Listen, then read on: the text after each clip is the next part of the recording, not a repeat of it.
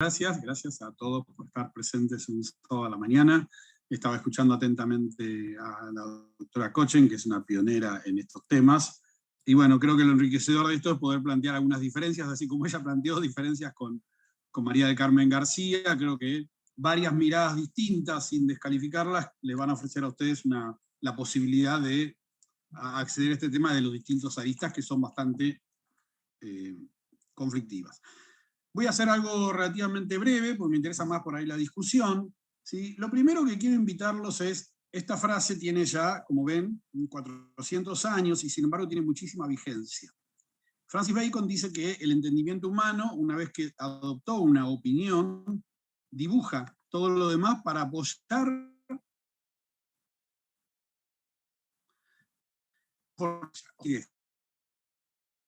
y lo demás. Todos tenemos un sesgo, todos tenemos una tendencia a querer escuchar lo que pensamos, lo que es más afín. Mi invitación en esta charla es a que desafiemos esto, a que tengamos la apertura para tratar de escuchar cosas con las cuales quizá no estemos del todo de acuerdo, pero saber escucharlas. Lo brillante de la frase es que 400 años antes nos habla de lo que ella llama sesgo cognitivo, que es ni más ni menos, por ejemplo, cómo funcionan las redes sociales. Facebook, Twitter, Twitch, Instagram, nos tiran lo que nosotros queremos escuchar. Todos los algoritmos de inteligencia artificial están diseñados para que, si yo tengo X postura, por ejemplo, política, la información va a venir sesgada para ahí. Si yo tengo X postura en tal posición, por los modos en que yo busco, me voy condicionando. Entonces, eso nos va encerrando en un modo de pensar y no nos permite. Entonces, el primer problema que surge cuando tenemos cannabis es dónde uno busca la información. Fíjense, yo hice antes de entrar acá, ayer, armando la charla, una pequeña búsqueda. Puse medical cannabis en Google. Encontré 168 millones de resultados. Esto nos muestra dos cosas. Primero, que es un tema de gran vigencia. Y segundo, que es un tema muy complejo para separar la paja del trigo. Incluso si yo voy a lo que serían las fuentes médicas, ¿sí? Que uno siempre ve como las fuentes, digamos, más serias en el tema, si yo pongo en PubMed, que es el buscador médico por excelencia, no es el único, donde nosotros buscamos como médicos la información científica, voy a encontrar 11.260 resultados. Entonces, el primer punto cuando hablamos de cannabis es que es muy difícil acceder a la información de calidad, porque acá hay de todo, hay trabajos mal hechos, trabajos bien hechos, trabajos mal diseñados, y obviamente si nos cuesta lo que practicamos la medicina, mucho más le cuesta a alguien que no está entrenado en hacer estas cosas. Entonces, como bien decía la doctora, que yo coincido en esto, en que no hay que perseguir ni penalizar, nosotros no somos gente que está dándole paco o narcotraficantes que están de ahí, pero tampoco creo yo que tiene que haber una posición de una molécula que sirva absolutamente para todo, como también se escucha a veces. Entonces, es en ese punto de grieta donde uno debería trabajar con mucha claridad y mucha tranquilidad. No estamos ni ante algo que es demoníaco, ni es drogadicción, etc., ni ante algo que sirve absolutamente para todo y que todo el mundo debería tomarlo. Esto no es así. Como suele pasar en la mayoría de las cosas en la vida, por la mitad está más o menos las cuestiones más ciertas. Esto ya lo voy a pasar rápido porque era una charla preparada más general, pero bueno, todos conocen ya los componentes del tema del THC y el CBD. El THC es más psicoactivo, el CBD es el que tiene más la actividad anticonvulsivante, que es lo que nos convoca hoy, porque es cierto también que el cannabis tiene otro montón de aplicaciones con mayor o menor nivel de evidencia, y estos centenares de sustancias, a lo que también hacía alusión la doctora Kochen, que se siguen investigando. Entonces nosotros tenemos cannabinoides propios, se llaman endocannabinoides, uno puede también sacar los sintéticos o lo más frecuentemente, que es lo que convoca, que son los fitocannabinoides, que son los derivados de la planta de cannabis.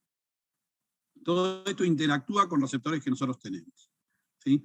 Entonces esto dio lugar a una moda también, que es una especie de invasión de productos de todo tipo. Entonces la pregunta es, ¿cómo sé yo cuáles de estos productos son solo un fenómeno comercial que no tiene ninguna eficacia y cuáles son fenómenos que sí funcionan? Y ahí es donde está lo complejo. Entonces, a diferencia de la aloe vera, la idea sería que para darle seriedad a lo que hablamos sobre cannabis, seamos más rigurosos en lo que podemos demostrar o no. Y el camino siempre es la investigación, porque siempre ha sido así. De hecho, pongo un ejemplo yo para ver cómo uno podría pensarlo. Se venden también a unos países tampones de marihuana para calmar el dolor menstrual. La realidad es que no hay evidencia, pero más allá de que esto pueda ser gracioso o no, uno debería tener acá una oportunidad también de investigar. Entonces debería tener un producto con cannabis, otro sin cannabis, la mujer que lo recibe no debería saber y así evaluar la eficacia. Quiero decir con esto, ¿cuál es la posición científica en estos temas? No es que la posición científica sea la de la academia, que nadie llega, que está cerrada, que está en una gran burbuja. No, eso no es así. Sí es cierto que tienes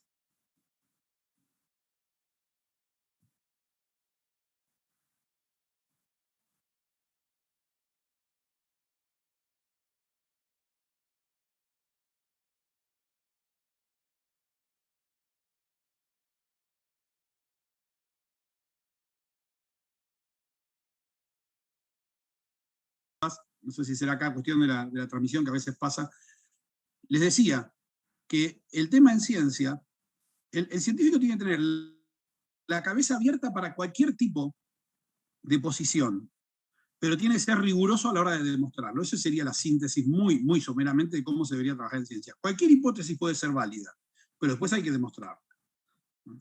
Entonces, no es cuestión de discutir los datos. Cuando un dato me dice que no funciona, no funciona aunque a mí no me guste. Por eso el chiste de la balanza. Uno puede discutir o no, pelearse o no con lo que yo peso, por ejemplo, que en pandemia aumenté de peso. Entonces yo podría decir, no, es mentira. No, la verdad que no es mentira. Lo que yo tengo que ver son los datos. Y en esos datos siempre es mejor cuanto más estudios hay. Obviamente, hay que hacer una aclaración.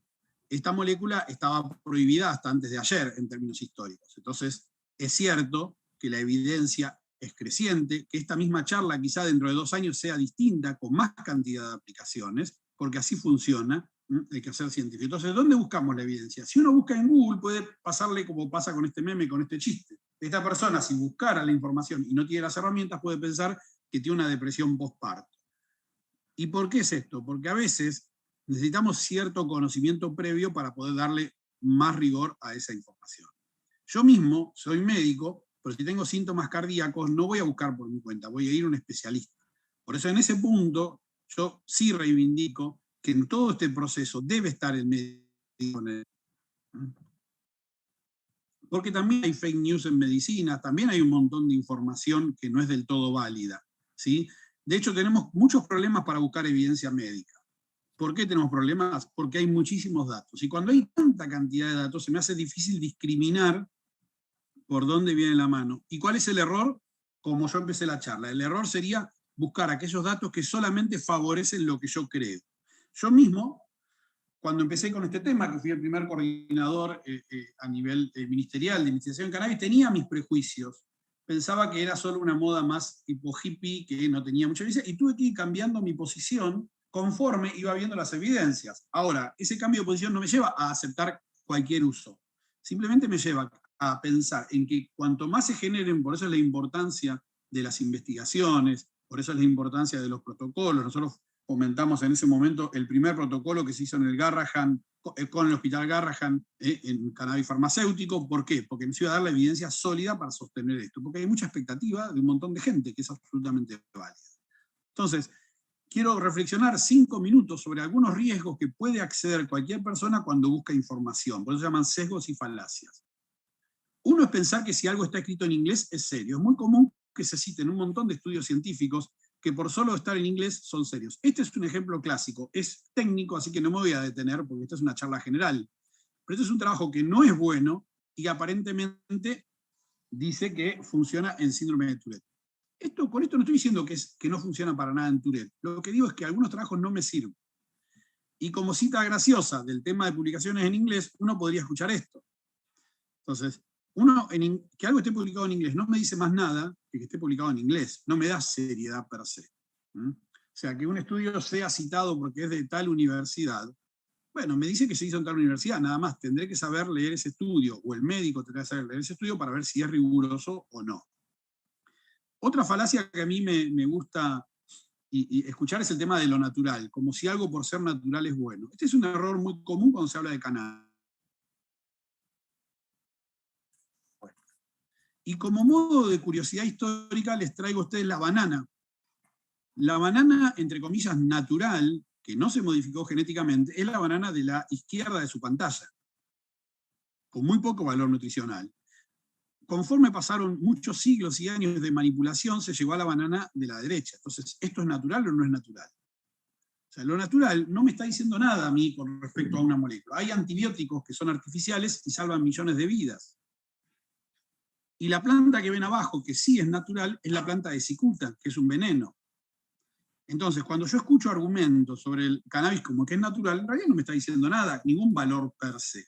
Entiendo lo que me quieren comunicar, pero el ser natural no me dice nada en cuanto a la eficacia de una molécula. Hay cosas naturales buenísimas, cosas naturales que te pueden matar. Hay cosas artificiales que te pueden matar y cosas artificiales buenísimas.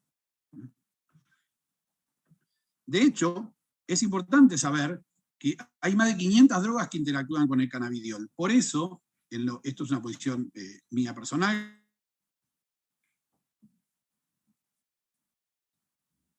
por eso abogamos a que el médico esté en el medio de esto. Obviamente el médico tiene que formarse, por supuesto, que ese es uno de los grandes déficits todavía. ¿Pero por qué?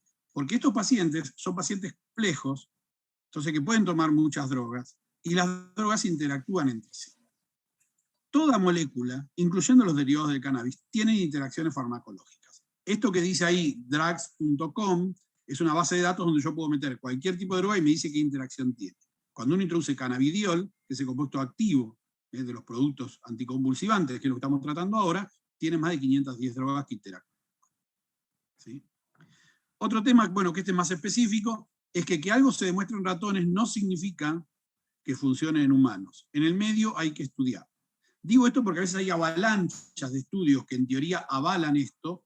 Por ejemplo, se habla del cannabis para tumores cerebrales y todavía lo que hay son estudios muy preliminares. Obviamente que los médicos tenemos que ser empáticos con las demandas de la población, que en definitiva también son las demandas nuestras de querer cada vez soluciones más rápidas, porque en el medio hay gente que está enferma, sufriendo, y esto le parece un detalle. Pero créanme que es necesario, el hombre no es un conjunto de células nada más. Entonces, que algo se demuestra en células no significa en absoluto que se demuestre en ser humano.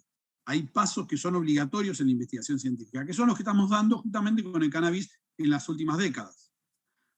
Entonces, el cannabis no sirve para nada, bueno, esto es obvio, ¿no? Lo estoy diciendo acá, donde todos piensan, pero en algunos lugares todavía se cree esto, y claramente no. Ahora, tampoco sirve para todo. Esa es la posición que tenemos que tener de seriedad.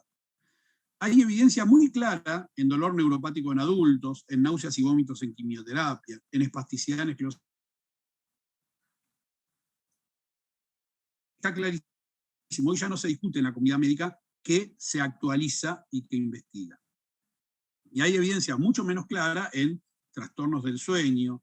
En autismo es un área apasionante donde se investiga cada vez más, y yo creo que la evidencia está empujando al uso, sobre todo en los chicos con trastorno del espectro autista, con muchas conductas disruptivas, con agresividad, que han logrado, uno escucha muchos reportes de chicos que han logrado bajar la cantidad de antipsicóticos y otras drogas, psicofármacos, gracias al aceite de cannabis.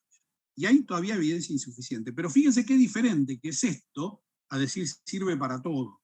Obviamente este discurso puede sonar un poco más antipático.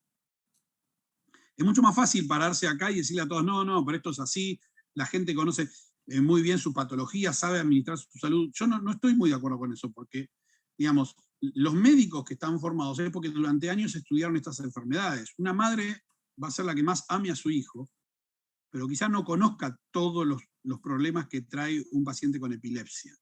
Entonces, está bien que empuje. De hecho, yo creo que mucho de esto se debe al esfuerzo de las madres, de las ONG, de todos los colectivos que empujaron a estos, pero en el medio tiene que haber cuestión médica. Por eso, esto es historia.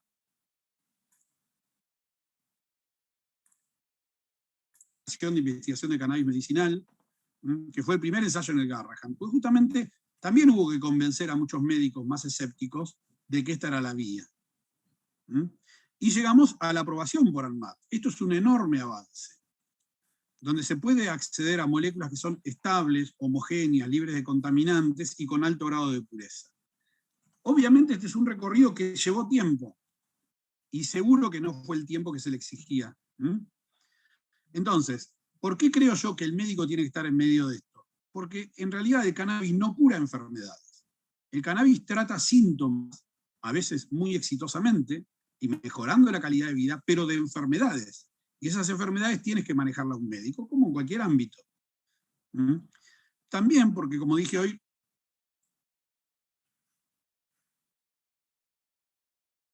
entonces si un paciente tiene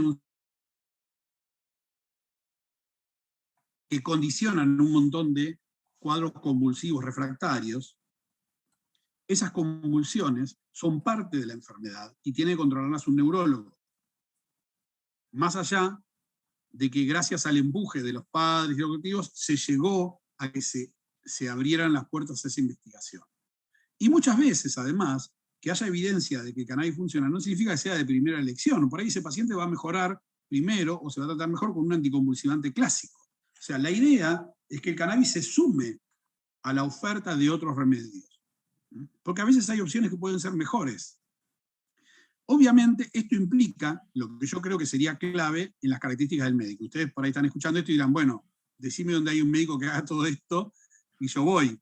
Pero créanme que sí, hay muchos que lo hacen. Pero claramente esto nos puso el desafío de que el médico tiene que entender, ser empático, entender el sufrimiento de la persona que está yendo a consultar, sobre todo cuando tiene un hijo o una hija con esta patología, tiene que destinarle tiempo. Entonces el problema está pasando por ahí. Yo en lo general... Diego, estamos casi en tiempo, te quería avisar nada más. Dale. Entonces, si bien el autocultivo y los extractos son una alternativa, tienen una diferencia con los productos farmacéuticos, tiene que ver con el modo de elaboración.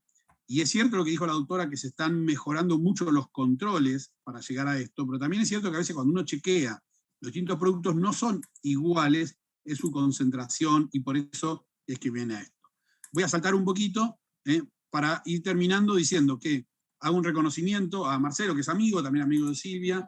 Me parece que de estas manifestaciones y marchas a la formación médica hubo un recorrido en el cual hubo un gran mérito de la gente que empujó a esto, y yo creo que hoy, por suerte, en 2022, la realidad es muy distinta, a pesar de solamente 5 años que pasaron. Entonces, para terminar, cito a Bertrand Russell, que lo decía con otro tema, pero yo creo que todavía sabemos muy poco, pero sin embargo es asombroso lo mucho que sabemos de cannabis comparado con hace 5 años, y creo que vamos a seguir en esta vía, y por eso celebro la organización de este tipo de eventos. Muchas gracias. Muchas gracias, Diego, la verdad, por esta charla súper rica. La verdad es que surgen muchas preguntas. Una de ellas es, digamos, cuando un paciente se acerca y te pregunta desde, digamos, claramente con el diagnóstico de epilepsia por el cannabis, ¿qué es lo primero que le decís? Bien. Yo quiero aclarar que yo no soy neurólogo, yo hago neuropsiquiatría, entonces lo primero que yo pregunto es si está bajo control médico. Esto no es un capricho, es clave, porque la epilepsia puede tener otras complicaciones que tienen que ser tratadas. Y lo segundo que le digo es cómo se siente con esto, porque obviamente yo tengo un montón de pacientes que toman gotitas, preparados artesanales, y yo no me pongo en la posición de prohibirles eso, sería un absurdo. La función del médico, recuerden que éticamente es acompañar y asesorar, no es imponer tratamientos. Entonces yo trataré de explicarles los riesgos, las ventajas y acompañar al paciente. Pero sí, si es epilepsia, claramente, además digo la importancia del control periódico con un médico especialista en ese tema. Clarísimo, Diego. Nuevamente muchas gracias por haber participado de este espacio, por traer claridad. Y bueno, les decimos a la gente también gracias por su participación y